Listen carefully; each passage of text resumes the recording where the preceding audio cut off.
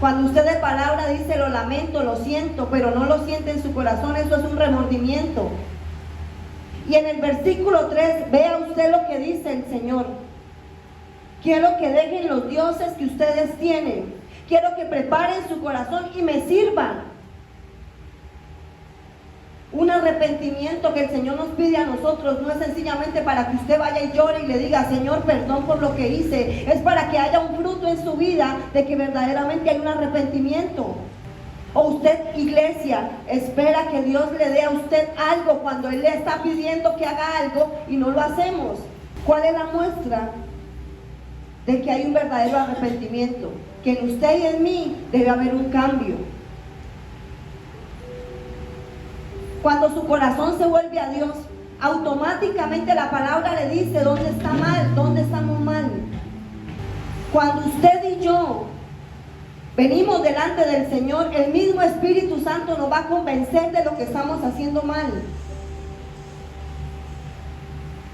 Pero es imposible, iglesia, présteme atención, de que usted, desde que el Señor lo rescató, Él le diga a usted lo que tiene que hacer y usted durante los años de convertido siga haciendo lo mismo.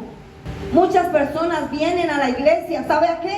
A que oren para que les reprendan un demonio, cuando lo que necesitan es arrepentirse por lo mal que están haciendo. No necesitan liberación, necesitan arrepentimiento. ¿Está de acuerdo? Sí. Nos llenamos quizás en la boca diciendo de un Dios grande, de un Dios todopoderoso, de un Dios que hace milagros, pero que muchas veces me dice a mí, arrepiéntase de lo malo que está haciendo, pero tengo un Dios grande que hace milagros, pero yo no quiero hacer lo que Él me dice que haga. Él estaba pidiendo, quiten los dioses porque eran idólatras. El pueblo de Israel era idólatra. Iban adorando a Dios y llevaban abajo los dioses, debajo de sus faldas. Había idolatría. En el capítulo 4 de 1 de Samuel, Dios no les entregó la victoria. Vino sobre ellos una situación difícil donde murieron muchísimos del pueblo de Israel. Hoy en día nosotros, a través de nuestro Señor Jesucristo, tenemos la presencia de Dios, podemos entrar al trono de la gracia. Y sin embargo, en nosotros muchas veces no hay ese convencimiento de que estamos haciendo cosas incorrectas. Preparad vuestro corazón. ¿Cuántos están preparando el corazón para la venida de Jesucristo?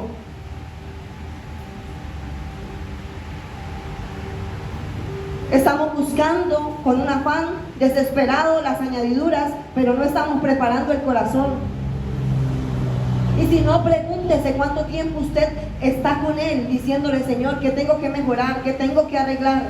Y lo tercero, servir a Jehová. ¿Cuántos desde lo que hacen un púlpito para servirle al Señor? El que maneja taxi, hace del taxi un púlpito.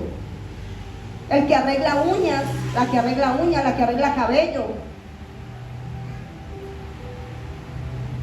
la que es ama de casa, hacen de eso lugar, un púlpito para el Señor. Servir a Jehová no es que usted esté en una congregación, usted es la iglesia de Jesucristo. Amén. El servicio a Dios no está condicionado a un lugar. Y muchos quizás esperamos eso, que me den un lugar en la iglesia. Allá en los hospitales hay mucha gente que necesita una oración. Versículo 4 de 1 de Samuel, capítulo 7. Entonces los hijos de Israel quitaron a los Baales y a Astarot y sirvieron solo a Jehová. Es decir, que hicieron ¿qué? Muy bien, obedecieron. Se les dijeron 3 instrucciones, las cuales las pusieron por obra, ¿cierto? ¿Y qué me dice a mí Mateo 7:24? Aquella persona que las escucha y las pone por obra, ¿cómo lo llama la palabra? Prudente. Que su casa la edificó ¿sobre dónde? Sobre la roca. ¿Y quién es la roca?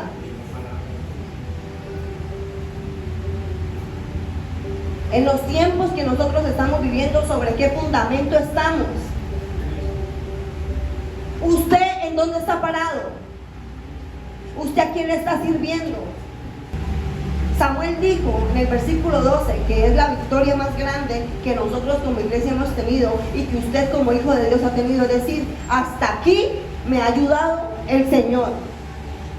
Porque ninguna persona aquí está excluida de la bondad de Dios. Que unos tienen más consecuencias que otros por las malas decisiones. Pero eso no quiere decir que el Señor haya quitado la mirada de usted. Es sencillamente que nosotros por nuestra propia necedad tenemos consecuencias que tenemos que afrontar. Amén. El versículo 5 dice: y Samuel dijo: reunid a todo Israel en Mizpa y yo oraré por vosotros a Jehová. Realmente esto era lo que anhelaba el pueblo de Israel, que Samuel elevara una oración al Señor para que Dios le diera la victoria. Y viene Samuel y dice: ahora reúnan al pueblo que yo voy a orar a Dios por ustedes. ¿Después de qué? Muy bien. Después de que hubo obediencia, vino Samuel y dijo: usted está pidiendo esto, entonces vamos a orar para que el Señor le dé la victoria. Antes de la instrucción de Dios, Samuel no iba a orar. Y esto es un principio que está desde Génesis hasta Apocalipsis. Nehemías, Daniel, Moisés y todos los hombres que fueron usados por el Señor, ¿sabe qué hacían ellos? Reconocían un pecado y pedían perdón. Cuando Nehemías sintió dolor, dice que él se sentó y lloró, pero también se levantó, ayunó y oró. Y él se incluyó y dijo: Señor, perdóname a mí por mi pecado y por el de mi pueblo. De la misma manera lo hizo Daniel. Acompáñenme a número 21:7. Entonces el pueblo vino a Moisés y dijo: hemos pecado. ¿Qué hizo? Reconoció su pecado. ¿Qué quiere el Señor que nosotros hagamos? Que reconozcamos lo que hemos hecho mal delante de Él. ¿Y qué pasó después de esto? Y Moisés oró por el pueblo. Vuelvo y les digo, es el mismo principio. Ahora, Hebreos capítulo 7, desde el versículo 22 en adelante. Por tanto, Jesús es hecho fiador de un mejor pacto. Y los otros sacerdotes llegaron a ser muchos, debido a que por la muerte no podían continuar. Mas este, por cuanto permanece para siempre, tiene un sacerdocio inmutable, por lo cual también salvar perpetuamente a los que por él se acercan a Dios, viviendo siempre para interceder por ellos. ¿El mismo principio se cumple? Claro que sí. Ahora venimos delante del gran sumo sacerdote y le pedimos perdón para que él interceda por nosotros delante del Padre. ¿Quién intercede por usted de día y de noche? Él, el que está a la derecha del Padre. ¿Por qué hasta aquí le ha ayudado a usted el Señor? Porque hay alguien intercediendo por usted de día y de noche, sin que lo merezcamos. Porque si vamos a hablar de lo que merecemos, usted y yo no estuviéramos en este lugar. Él es el intercesor perfecto. Él es el que deshace el poder de la obra que Satanás quiere hacer en contra de nosotros, nuestro Señor Jesucristo. Él se pone delante del Padre y delante de nosotros. Él, el intercesor perfecto. ¿Qué cosa que hay en su corazón que usted anhela? Él no puede llevarla delante del Padre. Pero ¿cuál es la actitud con la que nosotros venimos a Él? Así debería ser. Continuamos en la historia que estamos desarrollando. Primero de Samuel, capítulo 7, versículo 6. Se reunieron en Mizpa y sacaron agua y la derramaron delante de Jehová. y ayunaron aquel día. Y dijeron allí: contra Jehová hemos pecado. Y juzgó Samuel a los hijos de Israel en Mizpa. ¿Qué pasa cuando en usted hay un verdadero reconocimiento de su error? ¿Qué pasa cuando usted viene al Señor y le dice: Señor, he pecado contra el cielo y contra ti? El Señor extiende su mano misericordiosa sobre su vida. Y quizás en este lugar, como iglesia, hemos cometido un sinfín de errores, pero en algún momento hemos venido a decirle: Señor, perdónanos por el error, y su misericordia ha prolongado esta casa. Y podemos decir: hasta aquí nos ha ayudado el Señor. Entonces, ¿qué hubo en ellos? Un verdadero arrepentimiento por causa de un corazón que se volvió a Dios. O sea que un corazón que está cerca de Dios debe vivir en un arrepentimiento genuino y constante. No sé si usted ha meditado en la palabra que Él habla mucho de que volveos a mí, acercaos a mí. Dice Daniel: volví mi rostro al Señor. Quiere decir que en algún momento había quitado la mirada de Él. Y eso nos pasa a nosotros. Quitamos la mirada del Señor Jesucristo.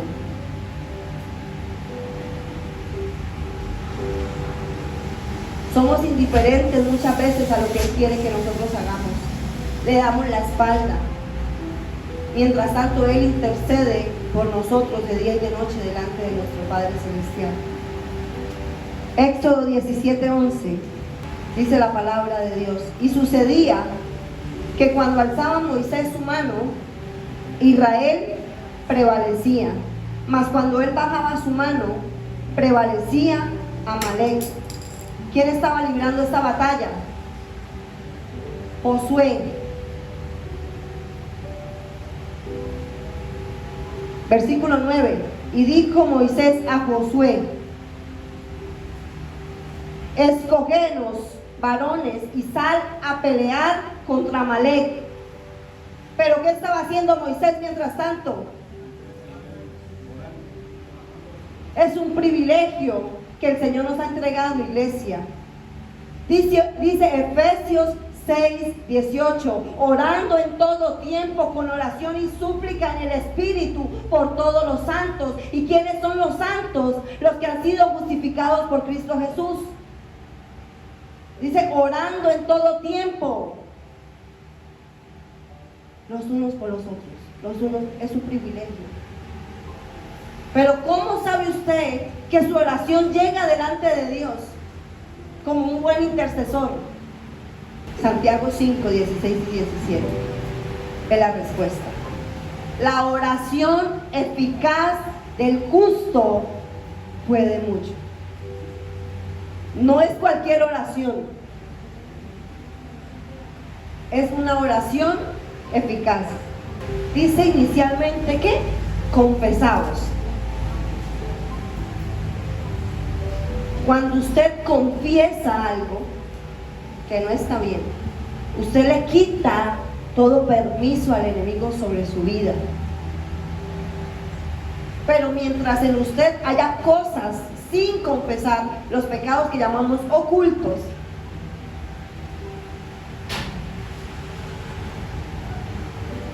no va a pasar mayor cosa.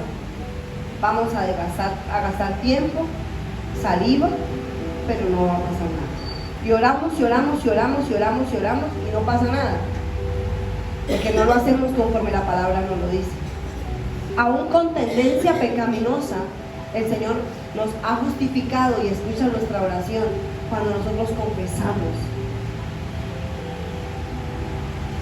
Pero cuando usted guarda aquel pecado y no lo confiesa, dice la palabra que usted no prosperará. Volvemos a Hebreos capítulo 4, versículo 15 y versículo 16. Porque no tenemos un sumo sacerdote que no pueda compadecerse de nuestras debilidades, sino uno que fue tentado en todo, según nuestra semejanza, pero sin pecado. Acerquémonos pues confiadamente ante el trono de la gracia para alcanzar misericordia y hallar gracia para el oportuno socorro. Quizás en este lugar hay ciertas personas que han pasado una dificultad similar a lo que otro hermano ha vivido y se puede compadecer porque dice: yo viví lo que usted está viviendo. Otro grupo de hermanos puede decir: bueno, a mí no me ha pasado eso, pero lamento mucho lo que le está sucediendo hoy al hermano.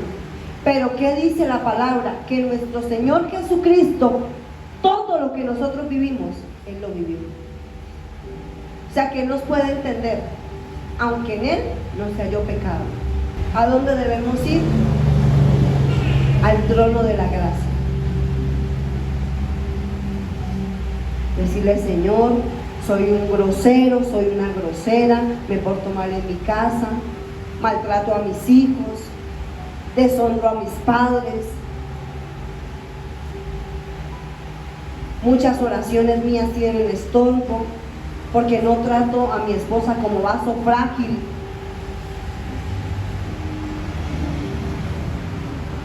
Cuando usted y yo hacemos eso, estamos siendo sinceros delante del Señor.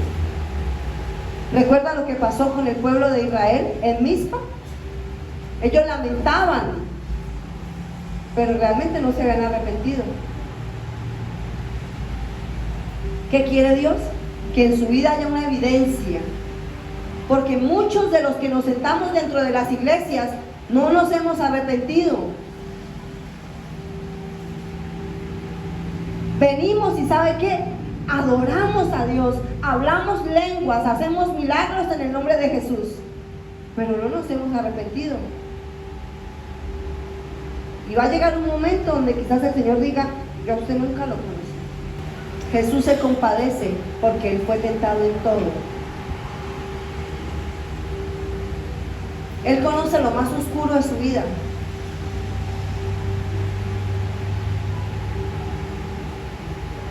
Sin embargo, no nos desecha.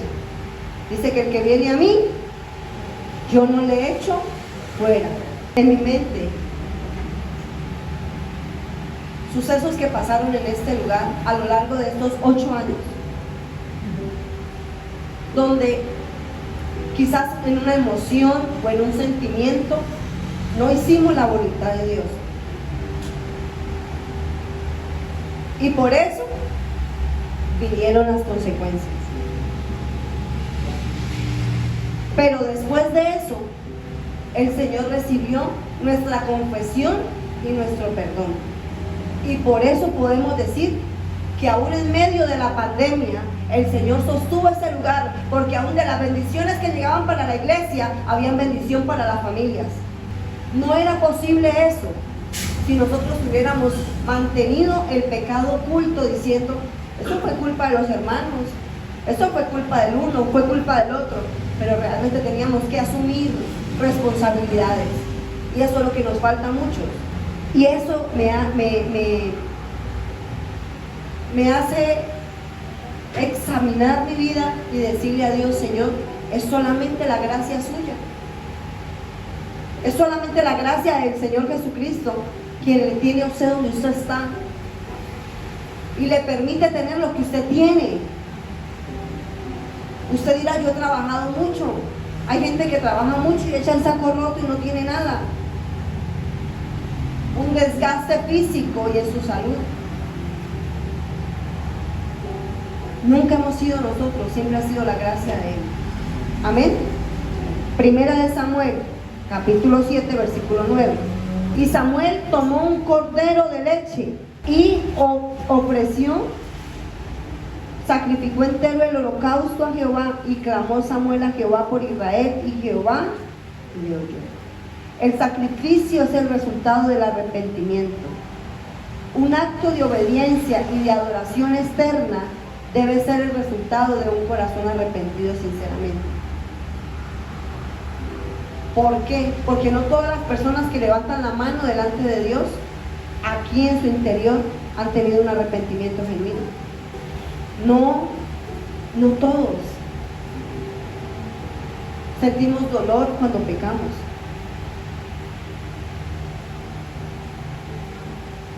pero sí entonamos adoraciones y alabanzas, diezmamos, ayunamos, pero hace tiempo estamos lejos del Señor.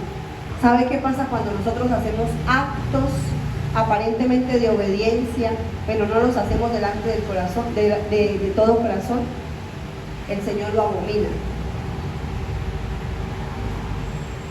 Cuando usted ofrece sacrificios a Él, pero no son de corazón, ni con un arrepentimiento de corazón, Él abomina eso. Traemos un listado delante de Dios: yo hice esto, hice esto, hice esto, hice esto, hice esto, hice esto. Pero lo que de verdad debemos hacer, no lo hemos hecho. ¿Y cuántos aquí deben colocarse a cuentas con muchas personas que están en enemistad? Muchas. Y usted se puede parar de aquí, seguir igualitico, que no va a pasar nada. Pero si usted va a Dios y le dice: no sé cómo ir a decirle a esa persona que le perdono, aún si cuando esa persona era la que me debía venir a pedir perdón a mí, Él nos da su gracia para hacerlo. Ciérrele en esta mañana la brecha que le tiene abierta al enemigo. Y en el versículo 10 pasó algo maravilloso. Aconteció que mientras Samuel sacrificaba el holocausto, los filisteos llegaron para pelear con los hijos de Israel, mas Jehová tronó aquel día con gran estruendo sobre los filisteos y los atemorizó, y fueron vencidos delante de Israel. Israel hizo algo. ¿Quién lo hizo todo? Pero después de que Israel hiciera lo que tenía que hacer, ¿qué era? Arrepentirse. La parte más difícil siempre la va a tener el Señor, así que usted haga la parte más fácil. Nos llenamos de justificaciones, de argumentos y de prejuicios. Cuando Dios me dice que haga algo, yo le salgo adelante y le digo: no lo hago por eso.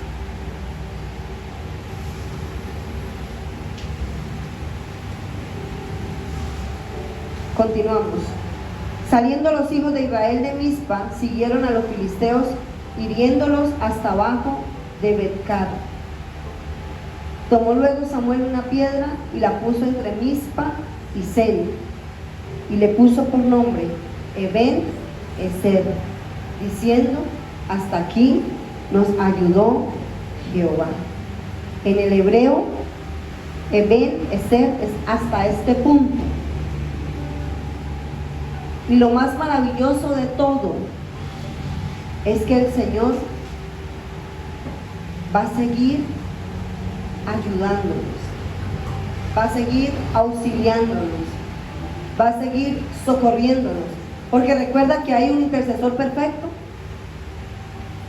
¿Recuerdan cuando Pedro fue a ser zarandeado por Satanás? ¿Qué le dijo Jesús? Satanás te ha pedido para zarandearte, pero yo he rogado para que tu fe no falte. ¿Quién está rogando?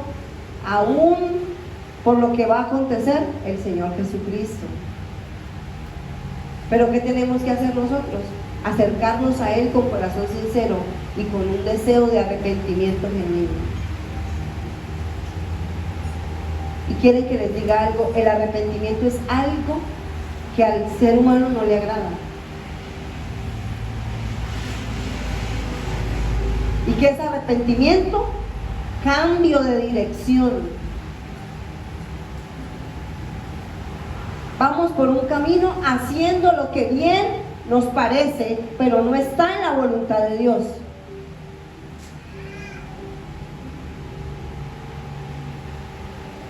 Y para que el Señor siga mostrando su favor y su poder en su vida, necesitamos alinearnos a lo que la palabra de Dios nos dice. Es hermoso saber de que el Señor ha sido nuestra ayuda y nos ha librado de la mano del enemigo una y otra vez. Le ha librado de la muerte una y otra vez. Cuando usted llega a su casa, se libró una batalla para que usted llegara allí, pero usted no la vio. ¿Quién le ayudó? El Señor. ¿Quién está abriendo las puertas en favor suyo para este mes, para esta semana? El Señor. Muchos dirán, es que yo soy muy bueno en los negocios.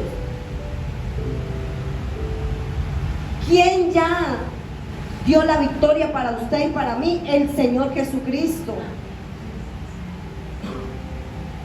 Él es nuestro intercesor perfecto. Se compadeció de usted y se compadeció de mí.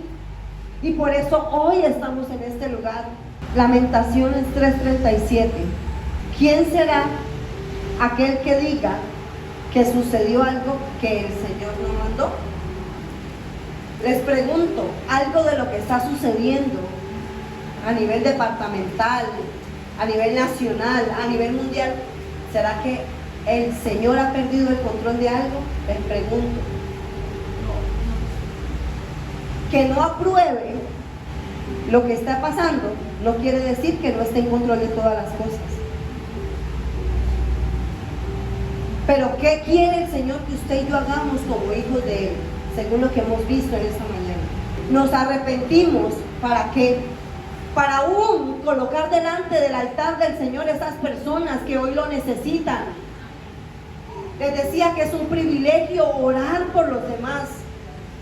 Y hay muchas personas que dicen, pero si Dios no me responde a mí, ¿qué me va a responder por los demás?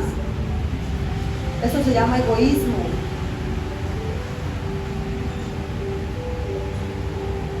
Ustedes no creen, iglesia, que con lo que está pasando en el Catatumbo, el Señor quiere que mucha gente vuelva a Él y le conozca.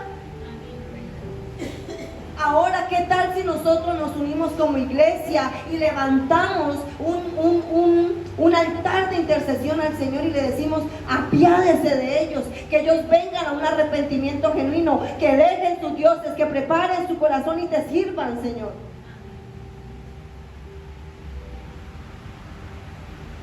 Pero ¿cómo tenemos que estar nosotros?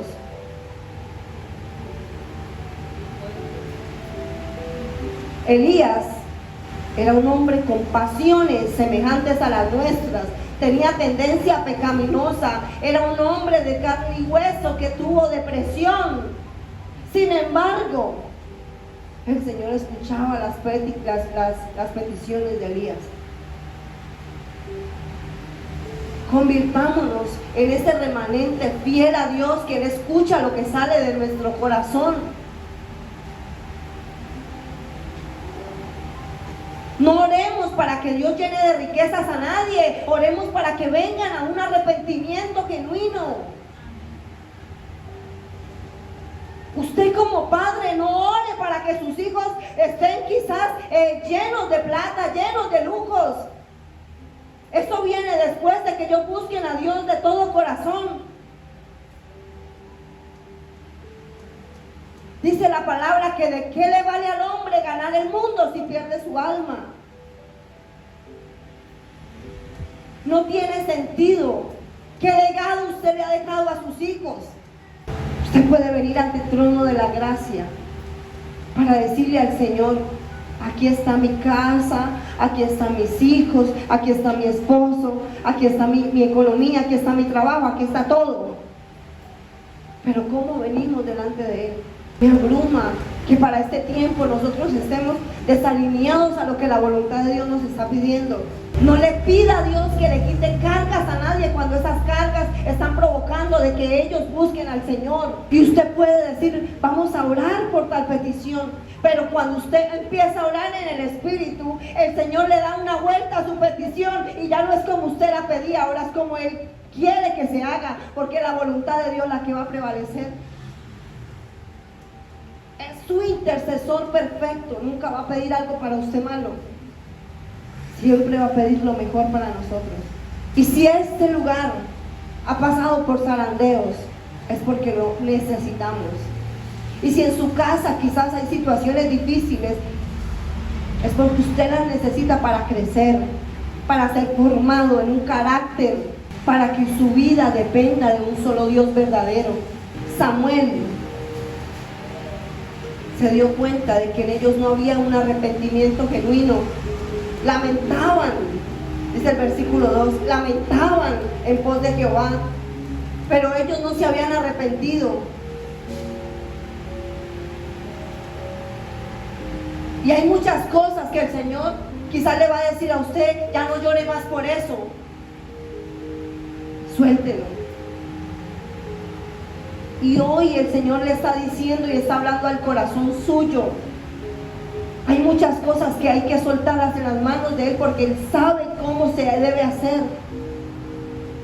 Y si no, yo le pregunto a usted: ¿quién tiene la vida arreglada? Somos vasijas de barro. El pecado está delante de nosotros todo el tiempo. Hay cosas que nosotros necesitamos mejorar.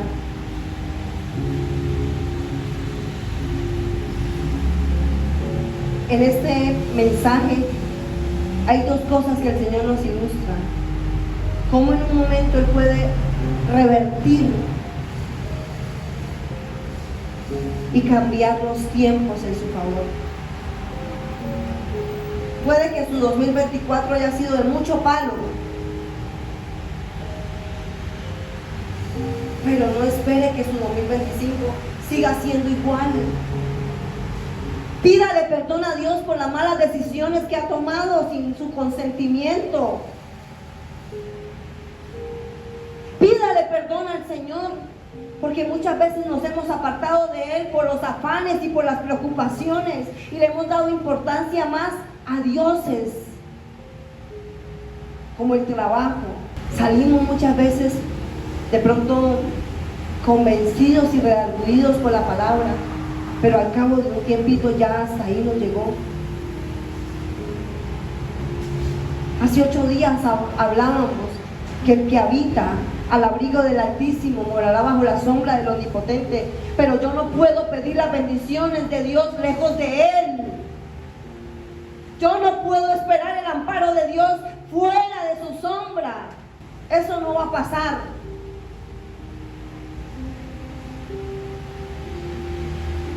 ¿Qué espera el Señor de nosotros? Que volvamos a Él todos los días. El Señor sabe algo, iglesia. Quiere darle un giro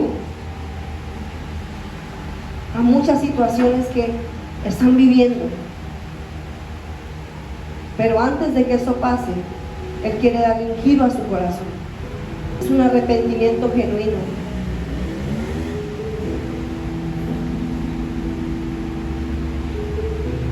Es un cambio de dirección. Es una vamos así, vamos bien, pero no, el Señor quiere que lo vengamos por acá, porque estamos haciendo las cosas de la manera incorrecta. Buscamos a Dios por un beneficio, y así no es. Los amigos de Daniel dijeron: vamos a entrar a este horno, pero igual si Él nos salva o no nos salva, igual seguiremos adorando a nuestro único Dios verdadero.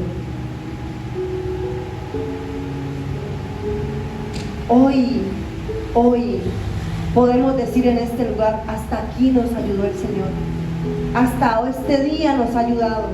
Hasta este día ha colocado personas al servicio de esta casa.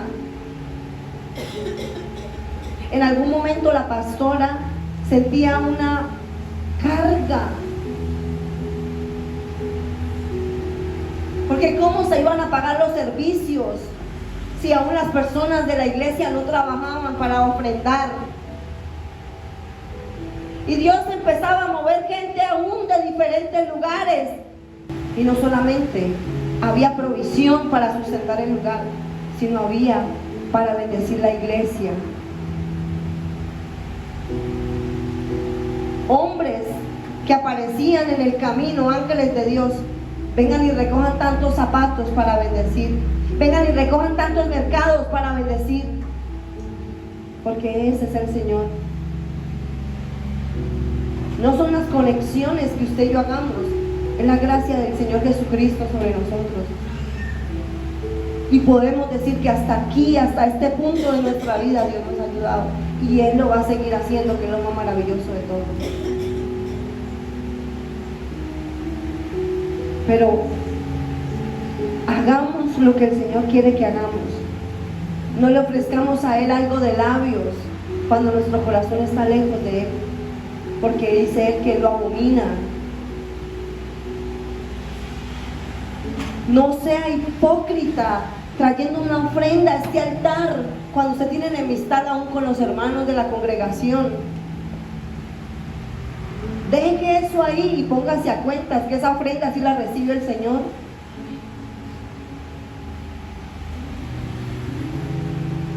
No estamos viviendo de una apariencia para impresionar al hombre, cuando Dios conoce lo íntimo de nuestro corazón. El Señor quiere hacer cosas mayores de las que ha hecho en esta casa, pero nosotros necesitamos vivir como Él quiere que lo hagamos. Y vamos a ver sus señales, sus milagros, sus maravillas, viviendo la palabra como Él nos la ha establecido. ¿Qué va a pasar este año? Solamente lo sabe. Pero yo solo sé que si usted vive, como dice Mateo 7:24, que escucha las palabras del Señor y las pone por obra, usted va a estar sobre la roca.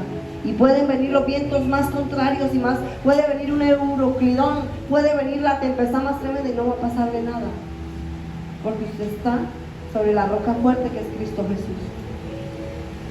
Amén. Vamos en este momento a darle gracias, pero también a pedirle perdón.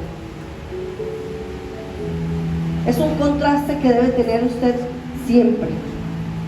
Agradecerle, pero también pedir perdón continuamente. Porque se nos olvida que somos barro, que luchamos, que hay una lucha constante en nosotros entre la carne y el espíritu. No tiene sentido correr en dirección contraria cuando igual va a tener que retornarnos como unas. Amén.